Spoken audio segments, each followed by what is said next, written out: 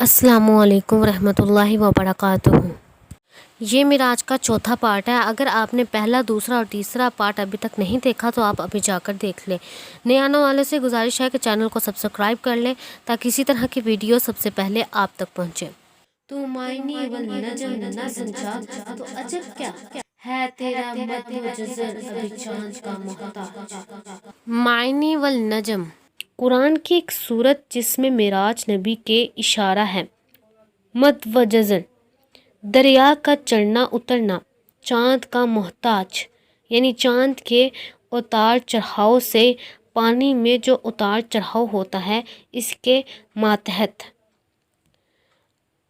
تو معنی النجم نہ سمجھا تو عجب کیا ہے تیرا مد، تو معنی النجم نہ سمجھا تو عجب کیا ہے تیرا مد و جزر ابھی چاند کا محتاج۔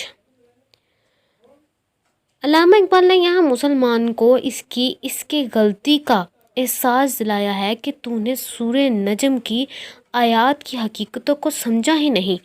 جس طرح سمندر میں جوار بھاٹے کا پیدا ہونا چاند کی عروجی کیفیت کا محتاج ہوتا ہے، اسی طرح تیرا سورہ نجم کی حقیقت کو پانا تیرے ولولۂ شوق اور تیرے عشق کا محتاج ہے، جس سے تو آج محروم ہو چکا ہے۔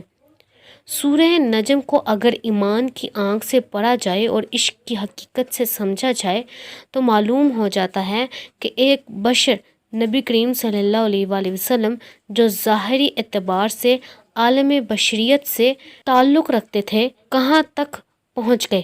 اے مسلمان، تو بھی اگر اپنے اندر ایمان اور عشق کی صحیح کیفیت پیدا کرے تو ماہ و مہر اور نجم و سپر کو بھی تسخیر کر سکتا ہے۔